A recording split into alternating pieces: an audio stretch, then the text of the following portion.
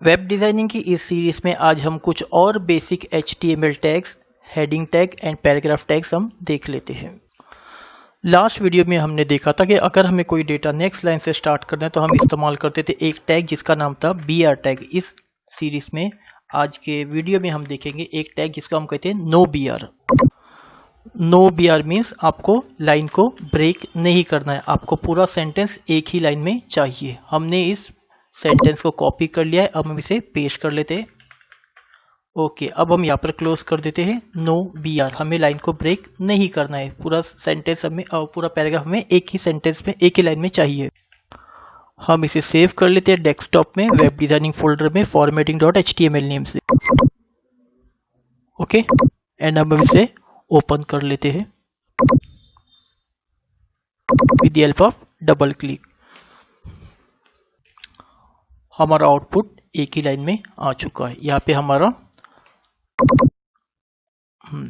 Scroll बार activate हो चुका है हॉरिजॉन्टल। नॉर्मली अगर आपका 30-40 लाइन्स होती तो आपका वर्टिकल स्क्रॉल बार एक्टिवेट हो जाता था। अब फॉर एग्जांपल हमें यहाँ से लाइन ब्रेक करनी है सेलिंग के बाद से, तो इसमें अब हम एक दूसरा टैग इस्तेमाल करेंगे जिसका नाम होता है word break, WBR। Word break या वर्ड हिंटिंग विथ हम कह सकते हैं। अब जैसा हम रिफ्रेश करते हैं हमें आउटपुट नहीं मिलता है, तो कुछ टैग्स HTML के क्रोम में चलते नहीं चलते हैं, कुछ इंटरनेट एक्सप्लोरर में नहीं चलते, तो हम इसे क्रोम ब्राउजर में ओपन कर लेते हैं। Right click, Google Chrome. Okay, buying and selling. अब बाकी का जो सेकंड लाइन में आपका हॉरिजॉन्टल स्क्रॉल बार एक ही लाइन में देखो पूरा इंफॉर्मेशन दिखाई दे रहा है। ओके, हमने नो BR टैग रिमूव कर दिया है। अब हम एक दूसरा टैग इस्तेमाल करने जा रहे हैं जिसे हम कहते हैं पैराग्राफ टैग। ओके, नॉर्मली हमें डेटा अगर नेक्स्ट लाइन से स्टार्ट करना होता है तो हम इस्तेमाल करते थे BR टैग, अब हम इस्तेमाल कर रहे हैं पैराग्राफ टैग। डिफरेंस देख लेते हैं क्या है।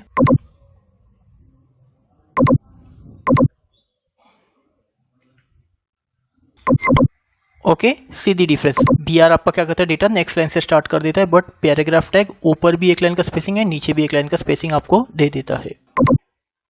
हमने फर्स्ट पैरा को कॉपी कर लिया है, अभी हमें और कुछ पैराग्राफ चाहिए, हमें लिखना नहीं है इसीलिए हम कॉपी पेस्ट कर देते हैं। एंड हमने पैरा का साइज छोटा ही रखा है, आप चाहे तो और भी बिग पैराग्राफ बना सकते हो। अब हम यहाँ पर रिफ्रेश कर देते हैं हमारे 5 पैराग्राफ। आप चाहो तो और भी बिग पैराग्राफ बना सकते हो, मुझे बस आपको डिफरेंस बताना है। अब हम एक न्यू टैग इस्तेमाल करें जिसका नाम है सेंटर टैग। इससे क्या होता है, आपके पेज पे जितनी भी डेटा लिखा हुआ है सब सेंटर अलाइन हो जाता है। फिलहाल हमने इसे क्लोज नहीं किया, हमें सब सेंटर में ही चाहिए। इस पूरा डेटा हमारा सेंटर में आ चुका। अगर आप सेंटर को यहाँ क्लोज कर देते तो आपका पूरा डेटा वहाँ मतलब सिर्फ फर्स्ट पैरा ही सेंटर में आ जाता आपके। ओके, अब हम लिख लेते हैं यहाँ पर कुछ और एट्रीब्यूट्स होते पैराग्राफ के। तो फर्स्ट एट्रीब्यूट हम देख लेते हैं direction equal to RTL, stands for right to left. देखिए फर्स्ट पैरा पर राइट साइड अलाइन हो चुका। इसी तरीके से आप चाहो तो अलाइनमेंट भी दे सकते हो। आपको पूरा वर्ड अलाइनमेंट नहीं लिखना है, आपको सिर्फ अलाइन लिखना है। एंड हम यहाँ लिख लेते हैं सेंटर एंड हम इसे सेव एंड रिफ्रेश। सो आप जैसा चाहे वैसा अलाइनमेंट यूज़ कर सकते हो सकता है आपका पूरे पेज में सेंटर है, आपको कोई चीज़ एक ही चीज़ को अलाइन करना है लेफ्ट साइड, तो ऐसे वक्त में भी आप इसका इस्तेमाल कर सकते हो लेफ्ट अलाइनमेंट का। हमने third alignment, fourth justify and fifth हम दे देते हैं राइट। जो हमने डायरेक्शन इक्वल टू RTL दिया वही आउटपुट इसी का भी होगा। अब हम यहाँ पर उसे रिफ्रेश कर लेते हैं। थर्ड पैराग्राफ को अगर हम अलाइन नहीं भी करते तो भी वो लेफ्ट साइड ही होता। यहाँ पर हमने स्टार्ट नहीं किया है राइट टैग का क्वेश्चन मार्क, आप चाहो तो दीजिए या नहीं भी दोगे तो भी चल जाएगा। अब हम इसे रिफ्रेश कर लेते हैं। ओके, तो direction equal to right, alignment equal to centre, alignment equal to right. अब आपको ये सेम लग रहा होगा तो मैं यहाँ पे भी आपको डिफरेंस क्लियर कर देता हूँ।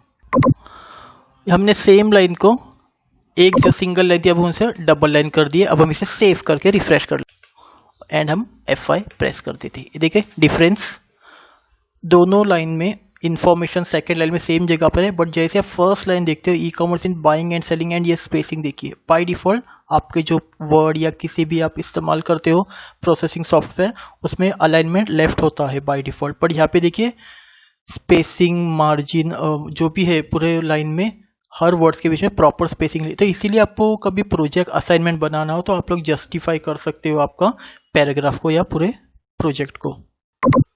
नेक्स्ट टैग जो हम इस्तेमाल करने वाले उसे हम कहते हैं heading tag. Heading tag H1 से लेके H6 तक होती है। जितना हेडिंग का साइज छोटा होता है उतना उसका साइज टेक्स्ट का बिग दिखाई देता है आपको।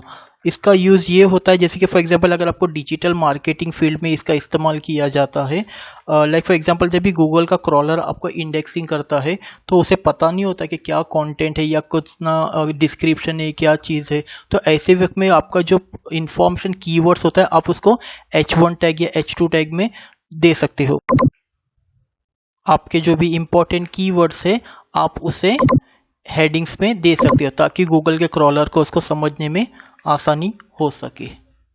तो H1 से लेके H6 तक टोटल इसकी साइज होती है। And last one is H6। हम इसे सेव कर लेते हैं एंड यहाँ पर हम इसे रिफ्रेश कर देते हैं। जितना आपका स्मॉल हेडिंग का साइज होगा उतना आपका बिग टेक्स्ट डिस्प्ले हो जाता है। आप इसे चाहो तो सेंटर अलाइन कर सकते हो तो आपकी सारी हेडिंग्स सेंटर में आ जाती है। इसी तरीके से आप चाहो तो आपके हेडिंग्स में एट्रीब्यूट होता है अलाइन, आप उसका भी इस्तेमाल कर सकते हो। हम यहाँ पर देते हैं heading 1 align equal to right से सेव कर लेते हैं एंड हम इसे रिफ्रेश कर लेते हैं तो ये राइट साइड अलाइन हो चुका है। अगर आपको जो बाय डिफॉल्ट होता है वो लेफ्ट अलाइनमेंट होता है तो आप ऐसा कर सकते हो कि बहुत सारी थिंग है उसको आप लोग सेंटर में रख सकते हो और किसी एक पर्टिकुलर को आप लेफ्ट या राइट दे सकते हो। लेफ्ट अगर आप देते हो तो भी इसका अलाइनमेंट लेफ्ट ही होगा। तो हमने सिर्फ राइट एंड सेंटर दे दिया है। ओके, अगर आपको किसी चीज़ को अंडरलाइन करना है वो भी दे सकते हो। हमने अंडरलाइन स्टार्ट किया, हम इसे क्लोज नहीं करते। तो देखिए आपकी 5th और 6th हेडिंग अंडरलाइन हो जाती है। एक और भी बेनिफिट होता है इसका कि जितना भी हेडिंग्स होती है वो सब बाय डिफॉल्ट बोल्ड होती है और आपको BR देने की जरूरत नहीं होती। हर हेडिंग न्यू लाइन से स्टार्ट हो जाती है। लास्ट टैग जो हम इस्तेमाल करने जा रहे हैं उसे हम कहेंगे प्री फॉर्मेटेड टेक्स्ट। मतलब जिस तरीके से आपने नोटपैड में लिखा है इसी तरीके से आपको वेब पेज में उसे डिस्प्ले करना है। तो जिस तरीके से आपने यहाँ पे लिखा है उस तरीके से आपको आउटपुट चाहिए। फिलहाल हमने प्री फॉर्मेटेड टेक्स्ट स्टार्ट नहीं किया, हम इसका आउटपुट देख लेते हैं। TH सबके बीच में एक स्पेस है। अगर आप 100 लाइन या 100 स्पेसिंग दे दे, कितनी भी दे दो तो एक ही बाइट, एक ही लेटर का वो स्पेस ले लेता है। तो यहाँ पर अब हम एक टैग देते हैं जिसका नाम है pre, stands for pre formatted text. तो जिस तरीके से आपने नोटपैड में लिखा है इसी तरीके से आपके वेब पेज पे वो डिस्प्ले हो जाता है। ये देखिए, इसी तरीके से अगर आप वेब पेज में कोई डिज़ाइन बना लेते हो तो वो डिज़ाइन भी ऑटोमेटिकली नोटपैड की डिज़ाइन आपको इसमें दिख जाती है। आपने कोई डॉट्स के ज़रिए से या नंबरिंग या कुछ हाइफन या स्लैश से कुछ डिज़ाइन बना लिए वो भी बिल्कुल इसी तरह दिखाई देती है। सो वीडियो अच्छा लगा होगा तो दूसरों के साथ में शेयर कीजिए। वीडियो नहीं अच्छा लगा हो तो आप कमेंट बॉक्स में बता सकते हो। Thanks for watching.